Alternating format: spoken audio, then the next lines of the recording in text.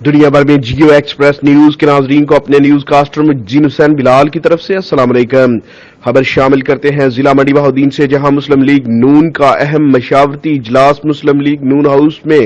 ضلعی صدر پاکستان مسلم لیگ و کنوینر چودھری مشاہد رضا چیلیاں والا کی قیادت میں منعقد ہوا، جس میں ضلع بھر سے لیگی عہدیداران و کارکنان نے شرکت کی۔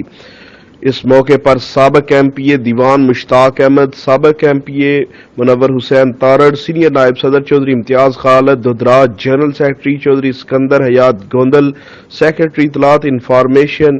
مرید سلطان ٹھکرانہ نے خطاب کیا۔ اس موقع پر اجلاس سے خطاب کرتے ہوئے چودھری مشاہد رضا کا کہنا تھا 3 بجے مسلم لیگ ہاؤس منڈی بہاؤدین ہر صورت پہنچے اور یہاں سے 7 سرا سے ہوتے ہوئے شہر سے گزر کے براستہ نہر سرائے عالمگیر محترمہ مریم نواز صاحبہ کے جلسہ میں اور حمزہ شباز شریف صاحب کے جلسہ میں شرکت کریں گے۔ وہاں سے انشاءاللہ العزیز اسلام آباد جائیں گے اور یہ جو کرپٹ حکومت ہے اس کے تابوت میں آخری کیل ٹھوک کے انشاءاللہ العزیز فتح کا جھنڈا لہراتے ہوئے واپس آئیں گے